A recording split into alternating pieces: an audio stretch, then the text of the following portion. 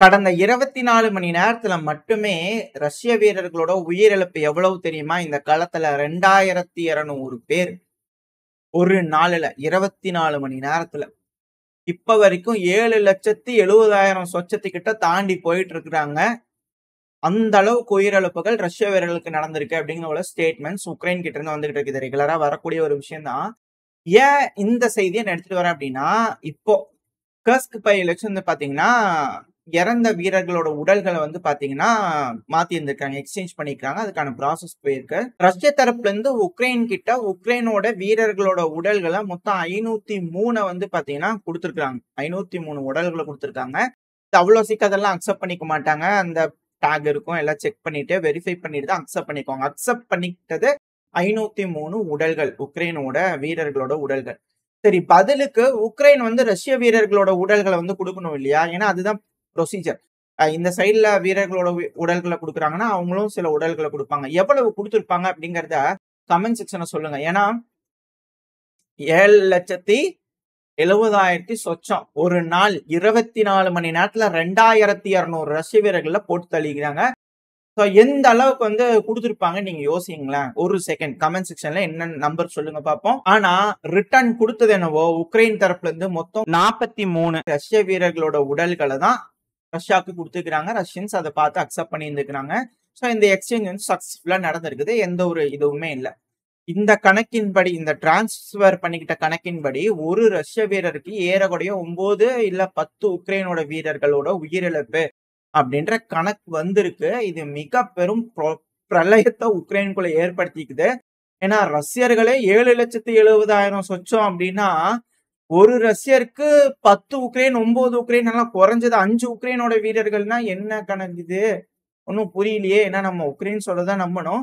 Maybe ஏதோ அதுக்கு வேலை கொஞ்சம் டிஃபென்சிவ் பொசிஷன்ல இருக்கிறதுனால ரெக்கவர் பண்ணி கொடுக்க முடியலையா இருக்கும். இதுக்கப்புறம் 7 லட்சம் பேர்த்த கொடுக்கும்போது தான் ரஷ்யாக்கு இருக்கு அப்படிங்கிறது போல அனலிஸ்ட் தரப்பு வந்து எதிர்பார்ப்புகள் இருக்கு. என்ன செய்ய போறாங்க உக்ரைன் அப்படிங்கிறத பொறுத்து வந்து பார்த்தலாம். இப்போ இதுல ஒரு விஷயம் நம்மளுக்கு கிளியரா தெரியுது. அதாவது ரஷ்ய வீரர்களோட உயிரிழப்புகள் அதிகம் அப்படின்னு எப்பெல்லாம் உக்ரைன் கணக்கு காட்டுறாங்களோ அப்பெல்லாம் ஃப்ரண்ட் லைன்ல மிக பெரும் அளவுல மாற்றங்கள் நடந்துகிட்டு இருக்கு அப்படிங்கிறத நம்மளால புரிஞ்சுக்க முடியுது இல்லையா? இப்ப அது அடுத்தது வரேன். பட் ஆனா ஆளுங்க அதிக அளவுல வேணும். நம்ம தொடர்ந்து பார்த்துக்கிட்டு இருக்கோம். இன்னைக்கு டிகோஸ்ல கூட வந்து பாத்தீங்கன்னா ஒரு வீடியோ பதிவுல பார்த்திருப்போம். கேஸ் அடிச்சு தீ பிடிக்க வைக்கிறாங்க. இப்போ வந்து பாத்தீங்கன்னா லிவிவ் ஓப்லாஸ்ட், லிவிவ் அந்த ரிவைனி அந்த ஏரியால வந்து பாத்தீங்கன்னா இந்த வீடியோ பதிவு வந்து ரிலீஸ் ஆயிருக்கு. ஏன்னா லோக்கல் சோர்ஸ் தான் டிரான்ஸ்லேட் பண்ணும்போது சில பல பேர்கள் இங்கேயா அங்கேயா அப்படிங்கிற போல எல்லா இடத்துலயும் ஒரே பேர் தான் வச்சுக்கிறாங்க. லிட்டரலா உக்ரைன்ல எந்த பக்கம் திரும்பினாலும் திருப்பூர், எந்த பக்கம் திரும்பினாலும் கோயம்புத்தூர்னு இருந்ததுன்னா இந்தியால எந்த ஊர்ல இருக்கிற கோயம்புத்தூர்னு யாருங்க கண்டுபிடிக்கிறதுங்கிறது இருக்கு. இருந்தாலும் பரவாயில்ல. அது கோயம்புத்தூர்ல அதாவது தமிழ்நாட்டுல ஒரு இடத்துல தான் கோயம்புத்தூர் இருக்கும். ஆனா தமிழ்நாட்டுல எல்லா டிஸ்ட்ரிக்ட்லயும் ஒரு இடத்துல கோயம்புத்தூர் இருந்ததுன்னா எப்படி இருக்கும்? அது போலதான் இங்க உக்ரைன்ல இருக்குது. பட் இருந்தாலும் மேட்டருக்கு வந்தாலும் இப்ப என்னன்னா மக்கள் பெருமளவுல கும்பலா சேர்ந்துதான் இப்ப எல்லா இடத்துக்கும் போறது வரதுமா இருக்காங்க. இப்போ ஒருத்தரை பிடிக்கிறாங்க அப்படின்னா எல்லாம் ரவுண்டு கட்டிக்கிறாங்க. பயங்கரமா நடி போலீஸ் அப்படின்லாம் பாக்குறது இல்ல. எல்லாத்தையுமே சவரமேனிக்கு செய்யறாங்க மக்கள் அங்க. இப்போ சில பகுதிகள் இது போல மக்கள் வந்து பாத்தீங்கன்னா கும்பல் சேர்ந்துக்கிறாங்க. இது என்னங்க தப்புங்க. உக்ரைன் கூப்பிட்டாங்கன்னா போயிருங்க தயவு செஞ்சு எல்லாரும் அப்படிங்கிறது போல வெறுப்புகள் கோபங்கள் இருக்குமா இல்லையா? இங்க பாருங்க, ரஷ்யர்கள் ஒரு நாளைக்கு 2000 பேர் உயிர் தியாகம் பண்றாங்கன்னா உக்ரைனோட நம்ம எப்படி இருக்கணும்? அதோட மிஞ்சி காட்டுமா இல்லையா? அப்பதான் உக்ரைன்னா கெத்தா இருக்கும். அதை விட்டு என்ன கூப்பிட்டா வரமாட்டேறீங்க அப்படிங்கிற கோபங்கள் இருக்குமா இருக்காதா? பட் ஆனா மக்கள் வந்து இப்ப கொஞ்சம் சுதாரிச்சுக்க ஆரம்பிச்சுக்கிறாங்களா அப்படின்ட்டு கேள்விகள் இருக்கு. இப்ப இதை வந்து பாத்தீங்கன்னா நார்மலா இந்த ரெகுலரா இந்த மொபைலைசேஷன் அப்படிங்கிறது வந்து பாத்தீங்கன்னா இப்போ அதிக அளவுல பேச்சுக்கள் அடிபட்டுக்கிட்டே இருக்கு உக்ரைன்ல. இப்ப அது ரிலேட்டடா வந்து பாத்தீங்கன்னா ஆங்கர் வந்து டிவில சைடுல ஒரு வீடியோ பதிவு லோட் ஆயிருக்கும். இப்ப இவர் வந்து பாத்தீங்கன்னா உக்ரைனோட எக்கனாமிக் அட்வைசர், இந்த ராடா இருக்குல்ல நம்ம ஊர்ல எப்படி பார்லிமெண்ட் ஷோ அது போல அங்க ராடா, ராடால இருக்கக்கூடிய எக்கனாமிக் அட்வைசர் ஒலான்ஸ்கி பேர் கொஞ்சம் கட்டவுல. சோ அந்த வீடியோ இருக்கிறாருல அவர் தான். ஆங்கர் வந்து கேக்குறாங்க கொக்கி போட்டு எல்லாத்தையும் இப்போ ஒருத்தங்களா கேட்கிறாங்க உக்ரைன்ல. எதுக்குன்னு தெரியல. அதுவும் இப்போ சமீப காலமா முன்னாள் கமாண்டர் இன் சீஃப் வேலதி ஜலூஷ்னி அவர்கள் இருக்கார் இல்லையா? அப்படியே புகழ் மென்மேல இருக்கும். நீங்க இருந்த வரைக்கும் கோமாளிகள் இது போல செய்யல. கோமாளிகளை நீங்க வந்து எந்த அளவுக்கு கட்டுப்பாட்டுக்குள்ள வச்சிருக்கீங்க, என்னென்னமோ பேச்சுக்கள்லாம் வருது. எதுக்கு அவரை ஹீரோ ரேஞ்சுக்கு அப்படியே அந்த போஸ்ட்லாம் வந்து பாத்தீங்க அப்படின்னா ஏதோ ஹீரோ மாதிரி அவரை இப்போ வராரு. ஜெலன்ஸ்கி அவர்கள் ஓவர்டேக் பண்ணிடுவாரா அப்படின்னு சந்தேகங்கள் இருக்கு. சரி, அது ஒரு சைடு இருக்கட்டும். ஆனா இவர்கிட்ட என்ன கேட்கறாங்கன்னா இந்த மொபைலைசேஷனை பத்தி கேட்கும்போது மொபைலைசேஷன்ங்கிறது 18 என்னங்க 20 என்னங்க 30 என்னங்க பண்ணலாங்க. ஆனா ஜனவரி மாசத்துல பண்ணலாங்க. அது வரைக்கும் கொஞ்சம் யோசிச்சு, சிந்திச்சு எல்லாம் பார்த்து பண்ணுமா இல்லையா? அப்படிங்கிற போல காரசாரமான விவாதங்கள் அங்க போயிட்டு இருக்கு. காரணம் என்னன்னா, அதிக அளவுல இப்போ சிர்ஸ்கி அவர்கள் தரப்புல இருந்து ஒரு ஸ்டேட்மெண்ட் இருந்தது. 1,00,000 பேருக்கு திடுதிப்புன்னு கொண்டு வந்து இறக்கிட்டாங்க ரஷ்யா உள்ள ஃப்ரண்ட் லைன்ல. இப்ப அதுக்கேத்த மாரி நம்ம சரி செய்யணும்னா, 1,00,000 பேருக்கு 80,000 பேர் இல்ல 40,000 பேர் உக்ரைனோட வீரர்கள் இருந்தா போதும். ஏன்னா இவங்க சூப்பர் ஹீரோஸ். அ ஒரு 20,000 பேர் இருந்தா கூட போதும். சோ அந்த அளவுக்கு ரெக்ரூட் பண்ணி கொண்டு போய் ஃப்ரண்ட் லைன் நிப்பாட்டணுமா இல்லையா? அங்க 1,00,000 பண்ணா இங்க 20,000 பண்ணணுமா இல்லையா? சோ அதுக்காக மொபிலைசேஷன கம்மி பண்றதுக்காக இவங்க பேசிக்கிட்டே இருக்கிறாங்க. இப்ப எதுக்கு இத வந்து நார்மலைஸ் பண்றாங்க அப்டின்னா, இது வந்து ஒரு லிவரேஜ். ட்ரம்ப் அவர்கள்னாலயும் உக்ரைன அவ்வளவு சீக்கிரமா ஃபுல்லாலாம் விட்டு குடுக்கவே முடியாது. அப்படி விட்டு குடுக்குறாங்க அப்படின்னா, ஃபுல்லா தோத்துட்டாங்கன்னு அர்த்தம். அது நடக்கவே நடக்காது. அது பாசிபிளே இல்ல. ஒரு போர் இல்லாம இது நடக்காது. சோ அப்படி இருக்கும்போது, உக்ரைனுக்கு வந்து பார்த்தீங்கன்னா, லிவரேஜ் வேணும். இப்ப வந்து பைடன் அரசாங்கம் பிரஷர் குடுத்து பார்த்தாங்க. அதான் நீங்க போயிட்டீங்கல்ல, போங்க. ட்ரம்ப் அவர்கள்ட்ட பேசுறதுக்காக இந்த பாயிண்ட் இருக்கட்டும் அப்படிங்கிறது போல, இத அவரு கட்டுப்பாட்டுக்குள்ள வச்சிருக்கா. இது அவருக்கான லிவரேஜா தெரியுது. ஏன் அப்படின்னா, இப்ப மொபிலைசேஷன் வந்து பண்ணிட்டாருன்னு வச்சுக்கோங்களேன். எதிர்ப்புகள் வருதுன்னா, இவர தூக்கிட்டு வேலை சொல்யூஷன் அவர்கள வச்சுருவாங்களா? அப்படின்ற அச்சம் இருக்குமா? இருக்காதா? பிரச்சனைகள் ஏன்னா அந்த அளவுக்கு நம்ம பார்த்திருக்கோம் இல்லையா? இந்த ரிவைனியா, லிவிவா. சோ இந்த பையன்லாம் மக்கள் வந்து அடிக்க ஆரம்பிச்சுட்டாங்க அப்படிங்கும்போது சிக்கல் தான். 2வது வந்து புரொட்டஸ்ட்லாம் சில இடங்கள்ல நடந்துகிட்டே இருக்கு. அத நம்ம தொடர்ந்து பார்த்துக்கிட்டே இருக்கோம். இது வயலன்ட்டா மாற ஆரம்பிச்சுச்சுன்னா சிக்கலாயிரும். அந்த ஒரு காரணத்தினால எந்த அளவுக்கு உதவிகள் அ ட்ரம்ப் அவர்கள் உக்ரைனுக்கு செய்றாங்களோ, அத பொறுத்து இந்த மொபிலைசேஷன அவர் நிறைவேத்துவார். இல்லைன்னா பண்ண மாட்டாரு அப்படிங்கிறது அ சில அனலிஸ்டோட கருத்துக்களா இருக்கு. சோ பார்ப்போம். இது வந்து அவருக்கான லிவரேஜா வச்சுக்கிறாரு அப்படிங்கிறது போல. சோ அத லீகலைஸ் பண்றது, நார்மலைஸ் பண்ண ஒரு வேள எல்லாத்துக்கும் ஒத்துக்கிறாரு அப்படிங்கும்போது, இத சட்டத்த கொண்டு வரணும் இல்லையா? சோ அதுக்காக திரும்பி திரும்பி சொல்லி மக்கள் இது நார்மல் தான். ஒண்ணும் பிரச்சனை இல்ல. பதட்டப்படாதீங்க அப்படிங்கிறது போல, இத நார்மலைஸ் பண்றாங்களா அப்படின்ற கேள்விகள் வருது. எது எப்படியோ இது போல விஷயங்கள் இருக்கு. சரிங்க. இப்பதான் ஆளுங்க கம்மியா இருக்கிறாங்கல்ல.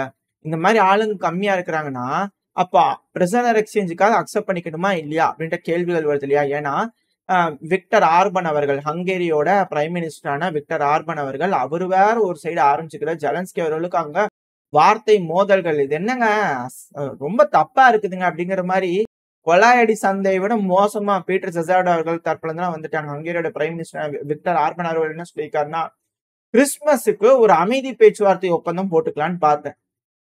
முதல்ல சீஸ்ஃபயர் கேட்டேன். ஒத்துக்க முடியாதுன்னு சொல்லிட்டீங்க ஜெலன்ஸ்கி அவர்களே.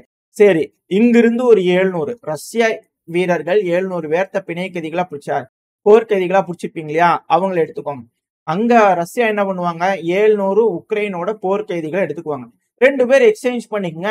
இந்த கிறிஸ்துமஸுக்கு அது ஒரு நல்ல இதா இருக்கட்டும் அப்படிங்கிறது போல என்கேஜ் பண்றதுக்கு ட்ரை பண்ணிக்கிறாரு. அதுக்கு நகி அப்படிங்கிறது போல ஆ உக்ரைனோட அதிபர் ஒத்துக்கல அப்படிங்கிறது போல சொல்லிட்டு இருக்காரு. இப்ப அது வந்து சும்மா சும்மா இதுவே பேசிட்டு இருக்காதீங்க அப்படின்னா கசகசன்னு பேச ஆரம்பிச்சாரு ஜெலன்ஸ்கி அவர்கள். கெட்ட கெட்ட வார்த்தையெல்லாம் நீங்க அனலிஸ்ட்லாம் இருப்பாங்க இல்லையா? இந்த பிரைனா இருக்கட்டும், அலெக்சாண்ட்ரா இருக்கட்டும், பல நபர்கள் யூடியூப்ல வந்து பார்த்தீங்கன்னா, மணிக்கணக்கா பேசி வீடியோ போட்டிருப்பாங்க. ஸோ அவங்க வீடியோலாம் நீங்க பார்த்தீங்கன்னாலே, அந்த வேர்டையே சொல்றதுக்கு அவங்க விருப்பமே இல்ல. அந்த அளவுக்கு மோசமான வேர்ட்ஸ வந்து ஜெலன்ஸ்கி அவர்கள் புட்டின் அவர்கள திட்டுறதா இருக்கட்டும், விக்டர் ஆர்பன் அவர்கள் சொல்றதா இருக்கட்டும், ரொம்ப மோசமா பிஹேவ் பண்றாருங்க அப்படிங்கிறது போல ஒரு பேடான இமேஜ் வந்து இப்போ ஒரு சைடு அவருக்கு பில்ட் ஆகிக்கிட்டே இருக்கு. எதுக்கு அப்படின்னு தான் தெரியல. பொலிட்டிக்கல் ரெஜிம் சேஞ்ச் ரஷ்ய அதிபரான விளாடிமிர் புட்டின் அவர்கள் சொல்றாரு இல்லையா? எலக்ஷன் வரணும். அப்படி இல்லன்னா, இவர என்னால லீகலா ஏத்துக்க முடியாது. இவரே ஜெயிச்சு வந்தாலும் எனக்கு பிரச்சனை இல்ல. இவர்கிட்டயே பேசிக்கலாம். ஆனா எலக்ஷன் வைக்கணும். இல்ல அப்படின்னா, இப்ப ராதால யார் அந்த இடத்துல சேர்ல இருக்காங்களோ, அதாவது பார்லிமென்ட்ல. சோ அவங்க தான் வந்து பார்த்தீங்கன்னா, நெகோசியேஷனுக்கு இருக்கணும். அதுதான் நான் ஒத்துக்குவேன். அதுதான் லீகல். உக்ரைனோட சட்டம் அதத்தான் சொல்லுது அப்படிங்கிறத அவரு தெளிவா சொல்லிட்டு இருக்கிறாரு. சோ இதெல்லாம் வச்சு பார்க்கும்போது, பேச்சுவார்த்தைன்னு ஒண்ணு ஆரம்பிக்கணும். இது ஏதாவது செய்யணும். இதுக்கு ஜெலன்ஸ்கி அவர்கள் ஒத்துக்குவாரா? அவரு பவரே இல்ல. எலக்ஷன் வச்சா ஜெயிக்க முடியாது. அந்த ஒரு காரணத்தினால இவங்களுக்குள்ள ஒரு சிக்கல் நடந்துகிட்டு இருக்கா? அப்படின்ற கேள்விகள் இருக்கு. என்ன நடக்க போகுதுன்னு தெரியல. சோ பொறுத்திருந்து பார்ப்போம். இப்போ ரஷ்யா வந்து பார்த்தீங்கன்னா, அங்க வீரர்கள் இருக்காங்க. இங்க வீரர்கள் இல்ல. ஆனா உயிர் இழப்புகள் அதிகமா இருக்குன்னு இருக்காங்க இல்லையா? இப்போ அல் அரேபியா இவங்கலாம் இருப்பாங்க இல்லையா? அதாவது இந்த சவுதி ரிலேட்டடான மீடியாக்கள்லாம் இருக்கும் இல்லையா? அவங்க ஒரு விஷயத்த வந்து கண்டுபிடிச்சுக்கிறாங்க. ஏன்னா சைடுல ஒரு இமேஜ் லோட் ஆயிருக்கும். தொடர்ந்து உளவு பார்க்கக்கூடிய விமானங்கள் இந்த மெடிட்டரேனியன் சி அதுவும் குறிப்பா லிபியால வந்து வட்டம் அடிச்சுக்கிட்டே இருக்குதுங்க. அது இன்டர்நேஷனல் வாட்டர்ஸ் தான். அத அடிக்கலாம். அது தப்பு கிடையாது. பட் ஆனா வட்டம் அடிச்சுக்கிட்டே இருக்குது. அந்த பகுதியில தான் வந்து பார்த்தீங்கன்னா, ரஷ்யா சிரியால இருந்து எல்லாத்தையும் கொண்டு வந்து ரீடிப்ளாய் பண்ணிருக்காங்க. இதுல ஹைலைட்டான ஒரு பாயிண்ட் என்னன்னா, அதிகமான சிரியாவோட வீரர்கள் ஆயுதங்களோட ரஷ்யால இருந்து ரஷ்யா கூட சேர்ந்து லிபியால வந்து இறங்கிட்டு இருக்காங்க. எதுக்கு அப்படிங்கிறத கேட்டிருக்காங்க. சூடான்ல வேற சிவில் வார் நடந்துட்டு இருக்கு. அடுத்தது எஜிப்துங்கிறாங்க. லிபியா வேற பக்கத்துல இருக்குது. கீழே அல்ஜீரியா ஆல்ரெடி ரஷ்யாவுக்கு ஃபேவரா இருக்கக்கூடிய நாடுகள். நம்ம ஆல்ரெடி பார்த்தது. வேக்னாரோட புது சீஃப்லாம் அங்க போய் உட்காந்து எல்லாம் பண்ணது. ரஷ்யாவோட அதிநவீனமான விமானங்கள் அல்ஜீரியால பறந்தது. இது போல பல விஷயங்கள் நம்ம பார்த்தாச்சு. அது ஆல்ரெடி ரஷ்யாவோட ஒரு கோட்டையா மாற ஆரம்பிச்சிச்சு. கீழே வந்து பாத்தீங்கன்னா மாலி, புர்கினா ஃபேசோ, நிஜர் இவங்க எல்லாரும் சப்போர்ட்டா இருக்காங்க. சாது இப்ப பேலன்ஸ்க்கு வந்துட்டாங்க, சப்போர்ட்டுக்கு வந்துட்டாங்க. இந்த பிராந்தியத்துல ஒரு மாபெரும் சாம்ராஜ்யத்தை ரஷ்யா அவங்க கட்பாட்டுல வச்சுக்கிறதுக்கு பாக்குறாங்களா அப்படின்ற கேள்விகள் இருக்கு. அடுத்தது லிபியால ஒரு சிவில் வார் வருமா அப்படிங்கிற அச்சமும் இருக்கு. இந்த பிராந்தியமே அதையும் இந்த முஸ்லீம் நேஷன்ஸ் எல்லாமே இப்போதைக்கு இருக்கக்கூடிய களத்துல வச்சு பார்க்கும்போது எல்லா இடத்துலயும் அசௌகரியமான சூழ்நிலை தான். எந்த இடத்துலயுமே நிரந்தரமா ஒரு ஆட்சி நடக்குது, நிம்மதியா இருக்கிறாங்க, பீஸ்ஃபுல் அப்படிங்கிற மாதிரியே இல்ல. பாகிஸ்தானா இருக்கட்டும், பங்களாதேஷா இருக்கட்டும், இந்த வேர்ல்டுல மெஜாரிட்டி ஆஃப் த நாடுகள் இக்கட்டான சூழ்நிலையில இருக்கிறாங்க அப்படிங்கிற மாற்றுக்கருத்துல. சோ எப்படி இருந்து மீண்டு வர போறாங்க அப்படிங்கிறது பார்த்தலாம். இது போல தகவல்கள் வந்துகிட்டு இருக்கு. ரஷ்ய வீரர்கள் அங்க அதிக அளவுல டிப்ளாய் ஆகுறாங்களா?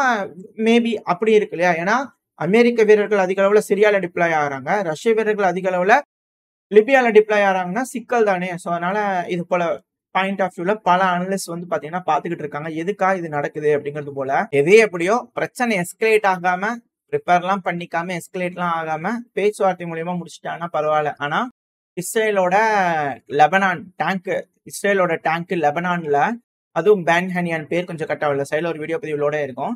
இது வந்து வயலேஷன். சீஸ்ஃபயர் அக்ரிமெண்ட் போட்டிருக்காங்க. அமைதி பேச்சுவார்த்தை ஒப்பந்தம்ல ட்ரூ சைன் ஆயிருக்கு. இருந்தாலுமே லெபனானுக்குள்ள இஸ்ரேலோட டேங்கில் வந்து பாத்தீங்கன்னா பெருமளவுல நாச வேலைகள்ல ஈடுபட்டு இருக்கு அப்படிங்கிற குற்றச்சாட்டுகள் தொடர்ந்து வந்த வண்ணமா இருந்துகிட்டே இருக்கு. இது எல்லாத்துக்கும் மேல ஹெச்டிஎஸ்க்கு எகெயின்ஸ்டா வந்து பாத்தீங்கன்னா சிரியால மக்கள் போராட்டம் பண்ண ஆரம்பிச்சிட்டாங்க பல இடங்கள்லயும். குறிப்பா பெண்களுக்கான உரிமை அப்படிங்கிற ஒரு பேச்சு அடிப்படையில. ஏன்னா இந்த வேர்டிங்ஸ் எல்லாம் ரொம்ப முக்கியம். இந்த வேர்டிங்ஸ் சொல்லி அமெரிக்க தரப்புன்னு சொல்லியிருந்தாங்க. சமீபத்துல ஜொலானி அவர்கள் எங்களுக்கு அயல்பகுதியாக்கு சம்மந்தம் இல்லைங்க அப்படிங்கிற சொல்லியிருந்தாங்க. இப்ப அமெரிக்கா ஹெச்டிஎஸ்க்கு எகெயின்ஸ்டா திரும்புறாங்களா அப்படின்ற கேள்விகள் வர ஆரம்பிச்சிருக்கு. ஏன்னா துருக்கி தரப்புல தொடர்ந்து இந்த சிரியாவோட டெமோக்ராட் ஃபோர்ஸ் மேல தாக்குதல் பண்ணிருக்காங்க இல்லையா? துருக்கி backed Syrian National Army. So அவங்க வந்து அட்டாக் பண்ணிட்டு இருக்கனால இந்த இடங்கள்ல வந்து பேச்சுவார்த்தையெல்லாம் சுமூகமா முடியாம மாறி மாறி அடிச்சுக்க போறாங்களா? இதனால 15 லட்சம் மக்கள் அகதிகளா திரும்பவும் போறதுக்கு வாய்ப்புகள் இருக்குன்னாங்க. இப்பதான் சாரசாரியா வந்தாங்க சிரியாக்கு அப்படின்னீங்க. என்னங்க திரும்பவும் 15 மில்லியன், சாரி 1.5 மில்லியன் மக்கள், 15 லட்சம் மக்கள் வந்து திரும்ப அகதிகளா போறதுக்கு வாய்ப்பு இருக்குன்னா என்ன நடக்க போகுது சிரியால அப்படின்ற அச்சங்கள் பெருமளவுல வர ஆரம்பிச்சிருக்கு. பொறுத்திருந்து பார்ப்போம் இந்த உலக நாட்டு தலைவர்கள்லாம் என்ன மாதிரியான முடிவுகள் எடுக்க போறாங்கன்னு. ஏன்னா துருக்கியோட அதிபரான எர்டகன் அவர்கள், ஈரானோட அதிபரான பெசாஸ்கியான் அவர்கள் பலரும் வந்து பாத்தீங்கன்னா D8 மாநாடு சமீபத்துல நடந்தது இல்லையா? சோ அதுல அசர்பைஜான் வேற இந்த D8ல வந்து சேர்த்திருந்தாங்க. சோ இவங்களாரும் சொல்றதுக்கான ஒரு காரணம் என்ன அப்படின்னா, இஸ்ரேல வந்து பாத்தீங்கன்னா கண்டிச்சுக்கிட்டு இருந்திருக்காங்க. துருக்கியுமா அப்படின்ற கேள்விகள் இருக்கும். இது எல்லாத்துலயும் ஒரு பாயிண்ட் மட்டும் தெரிஞ்சுக்கணும். துருக்கி அதிக அளவுல எக்கனாமிக்கலி இஸ்ரேலுக்கு ஹெல்ப் பண்றாங்க அப்படிங்கிற ஒரு பிம்பம் இருக்கு இல்லையா? இது துருக்கிக்கான லிவரேஜ். ஏன்னா துருக்கி இஸ்ரேல் துருக்கி அடிக்க மாட்டாங்க, துருக்கி இஸ்ரேல் அடிக்க மாட்டாங்க. 2 பேரும் அவங்களுக்கு எதிரா எந்த ஒரு முடிவுகளையும் செய்ய மாட்டாங்க. அந்த ஒரு காரணத்துல துருக்கி அதை லிவரேஜா வச்சிருக்காங்க. இப்ப சிரியா துருக்கிக்கு ஆதரவா வந்திருக்கனால மேபி துருக்கி பேக்டு ட்ரூப்ஸ் வந்து பாத்தீங்கன்னா உள்ள ஹெச்டிஎஸ் இருக்காங்களே ஏதோ ஒரு அமைப்பு திடீர்னு ஜோர்டனை போய் கைப்பற்றிட்டாங்க அப்படின்னா வெஸ்ட் பேங்குக்கு பெருமளவுல உதவி இல்லாம். இது இஸ்ரேலும் வந்து அலர்ட் கொடுத்துருக்காங்க. ஒரு திடீர்னு ஏதோ ஒரு அக்டோபர் 7 அட்டாக் மாதிரி ஏதோ ஒன்று ஜோர்டனுக்குள்ள நடக்குதுன்னா எல்லா கண்டிஷன்ஸ்க்கும் நம்ம ரெடியா இருக்கணும் அப்படிங்கிற போல இஸ்ரேல் தரப்பு ஸ்டேட்மெண்ட்ஸ் எல்லாம் வர்றது பார்க்க முடியுது. ஸோ இது போல ஏதோ ஒரு மேசிவா ஒரு அட்டாக் பண்றாங்கன்னா துருக்கியை ப்ரொடெக்ட் பண்ணும் இல்லையா? ஸோ அதுக்கான லிவரேஜா அவர் வச்சிருக்கலாம் இது போல ட்ரேட அப்படிங்கிறது போல பல அனலிஸ்ட் தரப்பு இருக்கு. ஒருவேளை அந்த சமயத்துல இதை கரெக்டா யூஸ் பண்ணி பிடிச்சாங்க அப்படின்னா கழுத்தை பிடிச்சிருந்தான் அப்படிங்கிற பல அனலிஸ்ட் தரப்பு கருத்துக்கள் இருக்கு. எது எப்படியோ இது போல பல விஷயங்கள் வருதப்பா. உங்ககிட்ட என்னால முடிஞ்ச வரைக்கும் செய்திகள் சேர்த்திருப்பேன்னு நினைக்கிறேன். ஸோ இந்த பதிவு பத்தின உங்களோட கருத்துக்கள் என்ன? இதை பத்தி நீங்க என்ன நினைக்கிறீங்க? உங்களோட கருத்துக்கள் என்னன்றது கமெண்ட் செக்ஷன் சொல்லுங்க. இந்த பதிவு பிடிச்சதுன்னா மறக்காம லைக் பண்ணிக்கோங்க. கூடவே நம்ம சேனலையும் சப்ஸ்கிரைப் பண்ணிடுங்க. சேனல்கள் செந்தில் டிஃபென்ஸ் ஐடென்டி கோச் 2 சேனலுக்குமே உங்களோட அன்பு ஆதரவு எனக்கு எப்போ இருக்குன்ற நம்பிக்கையில இந்த பதிவு நான் முடிச்சுக்கலாம். இந்த பதிவு நல்லா இருக்குன்ற நம்பிக்கையில் அடுத்த உங்களை சந்திக்கிறேன். அது வரைக்கும் ஸ்டே சேஃப். பை.